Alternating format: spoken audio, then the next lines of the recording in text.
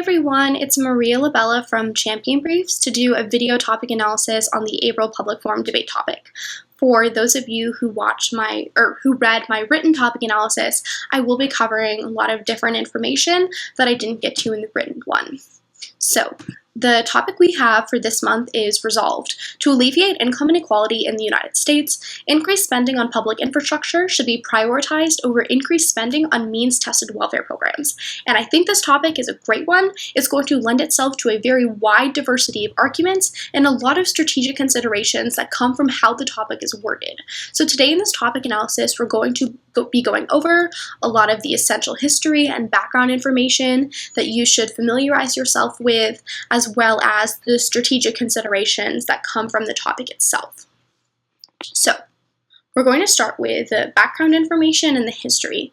So, the 1970s were really the turning point for when income inequality really started to rise and get on people's radars. That's why a lot of the literature that you're reading makes a lot of reference to the 1970s.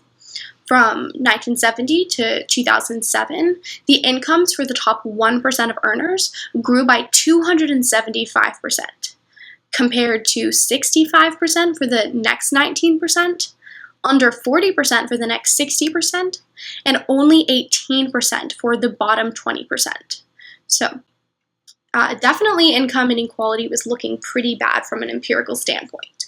But while it's the case that higher income groups do better when financial times are good, they also do worse when financial times are bad. And that's because they can afford to make more risky investments in more volatile sources of income. So we get into the Great Recession, 2007 to 2009, we're really in the heat of it. Total income going to the bottom 99% of Americans declined by about 12% versus a decline of 36% for the top 1%. So then as we started to recover from the very depths of the Great Recession, the effects were reversed because, again, as things start to do better, the higher income groups all tend to do disproportionately better. In 2011 to 2012, that's when we start to see the Occupy movement gaining in popularity and how it was skewed towards the top 1%. And the "We are the 99% slogan was really fitting because it was the case that the top 1% was doing vastly disproportionately better while the rest of America was deeply suffering. So now it's still pretty bad and probably a lot worse than you think, depending on how much reading you've done. According to the Scientific American, the average American believes that the richest fifth of income owns 59% of the wealth and that the bottom 40% owns 9%, but it's actually a lot worse even than that. So the top 20% of the United States households own more than 84% of the wealth, and the bottom 40% combine for about 0.3%, which is obviously a very wide distribution difference. So I'm going to now break down the two general solution categories for the topic. So first we have means-tested welfare. Means-tested welfare is generally funded through general tax revenue. Allocations are based on need, which, as we'll see in a second, isn't just need in terms of income, but it can also mean need in terms of disabilities and the elderly.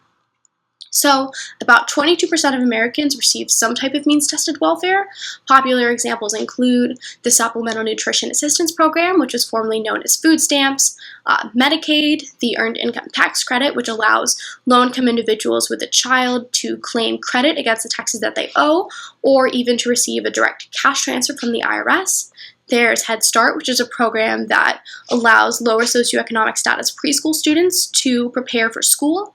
There's Supplemental Security Income, which provides cash benefits to the elderly, blind, and disabled when benefits from social insurance programs fall below the poverty level.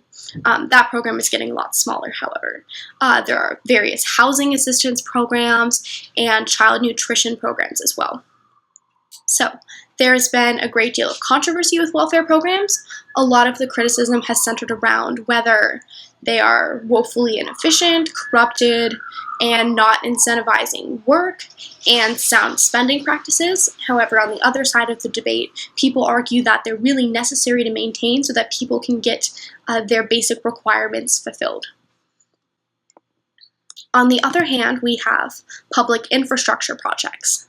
So infrastructure itself is a very interesting term, and a lot of the search engines that you're going to read will tell you that it's the very basic physical and organizational structures that are required for society to function.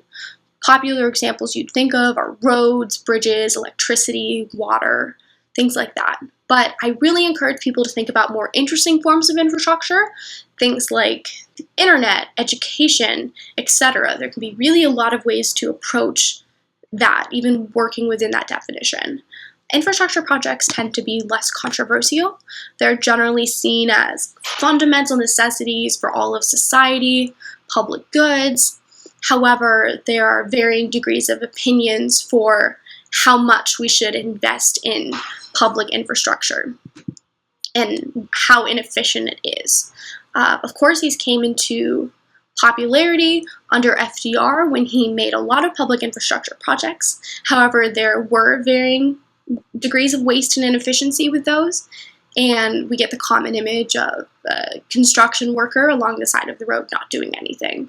Today, overall, we've been making modest progress in terms of how efficient we can run these, but the Society of Civil Engineers says we're still at a D+ on our overall report card for how strong our infrastructure is. So that's the basic history and background information that I think you need to know in order to understand where this topic is coming from and how your judges are going to be thinking about this topic. The first phrasing that the topic presents us with is to alleviate income inequality. And when we talk about alleviation, you want to alleviate income inequality both in number of people that you're affecting, as well as the extent to which you are affecting them, and you also want to consider the groups that you are affecting. So, for example, say that you raise a lot of people just above the poverty line, you might not be doing a great job of alleviating income inequality, even though you reached a large number of people. You might be outweighed by your opponents, for example, who can show that although they affect a smaller group of people, they do so to a much larger extent. So while the number of people you affect is important, you definitely want to consider extent. There also are important considerations of who the people are you're affecting. So for example, one can argue that $1 means more to someone the lower socioeconomic status they are, because it makes up a higher proportion of their income. On the other hand, policies that target the lowest income Americans may not be as easily applied to more moderate income Americans, and those people make up a very sizable proportion of the US population. There are also a lot of questions about making society more stable across the board, or making people less susceptible to fall into poverty by really having a stable society. So preventative measures can definitely be a viable route of argumentation for this topic. In fact, I'd say they should be about half the picture. So there are also subgroups besides just straight up income groups that can be affected in dynamic ways with this topic. Like, there are definitely very important forms of income inequality across genders. Women make less than men by about 20 to 30% depending on industry and employer. Transgender or non-gender conforming individuals are even worse than that with the income inequality that they face compared to cis individuals. And there's income inequality problems with different ethnicities and immigrant populations. For immigrant populations, remember that the topic isn't just asking about citizens in the United States, it's talking about people in the United States. So you may want to consider making them as part of your strategy. So remember that you don't want to talk about improving income inequality in this very dry sense, the numbers you achieve. Because remember that the government is making a decision in this resolution. And I think that it's very fair to say that the government should care about how its policies affect vulnerable populations, insofar as it's wrong for society to exploit an underclass of people. or to allow those underclasses to form and perpetuate. So when we talk about income inequality, we're talking about a spectrum, generally referring to income disparities across groups of people. A few different ways of looking at income inequality in terms of how you can target it. So there are questions of short-term, or how you can structure it. So there are questions of short-term versus long-term income inequality structuring. So, for example, a concern might be that building infrastructure projects only provide income while the projects are happening, but then when they're over, you no longer have your construction job, for example. When you're comparing statistics in the round, you want to be cognizant of how many times or how long the benefits are going to be realized. So a simple illustration. Team A might have a card that an infrastructure project will increase 1,000 people's income by $300. Team B might have a card that a welfare investment will increase 1,000 people's income by $100. But if that $100 is going to be a repeated benefit, say accrued every year, versus the infrastructure income will dry up pretty quickly, that can be an effective way for Team B to show that they have a better impact. That's not to say that short-term income isn't important. It can definitely be a very powerful thing. But, so for example, say that you stimulate jobs that are short-term but very high-paying. That can allow you to make bigger investments in your future that you maybe otherwise couldn't afford. There's also the question of what kind of income is being provided. So when we interpret what someone's income really means, we're looking at their overall financial situation. So I really wouldn't recommend looking at this topic literally just in terms of how much monetary income someone directly makes as a result of either side. That can be an important consideration, but think about alleviating income inequality in terms of the holistic benefits they can access and the kinds of financial security they have. So underlying this holistic picture approach is the question of what decisions the government is making for people, because at the most fundamental level, what's going on in this topic is the government is taking chunks of the incomes of US citizens to make investments that will hopefully fight income inequality. The government is making decisions about what they think people need in order to be better off. So you get fundamental questions like, how much of a role should the government have? And how is that, what levels of autonomy are present in competing solutions that either side present? How important are things like housing security or road quality or clean water projects, right? Whatever the goal is or the area is that the government is addressing. So whatever sort of project you advocate for, don't stop at the level of the direct or obvious income returns you're going to get, which are a lot of the calculations that people tend to make in public forum debate. I would really consider a broader framing and the more complex interactions, especially if you want to be unique and throw your opponents off. So go on to consider what your project allows someone to do in a broader sense. So everyone loves the argument, for example, that investing in education improves people's job prospects so they can achieve higher income. And that's a fine argument. But what about fostering a dedication to education, how that decreases people's proclivity or susceptibility to turn to crime, and the impacts that will have on society? Or how education investments can make people more civically engaged, so they'll vote in more leaders who are more responsive to their interests? Or how education can make people more equipped to make smart financial decisions, right? Improving things like financial literacy and allowing them to better access and navigate banking systems. Or things like housing security or civic engagement or literacy.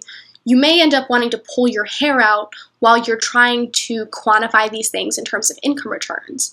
But don't rule an argument out just because you can't assign a direct numerical income benefit to it. Instead, tell a story about how it meaningfully impacts people's lives, and that may resonate better with a lot of judges and also take you on new paths to find some interesting numbers that you really want in there, even if they aren't so direct. The next thing in the topic is prioritization. Pro really has the burden here. If both teams walked into the room and neither of them said anything, Con would definitely win the round, because Pro has the burden of showing that public infrastructure should be prioritized. So the round isn't a simple question of public infrastructure versus welfare spending, which one is better?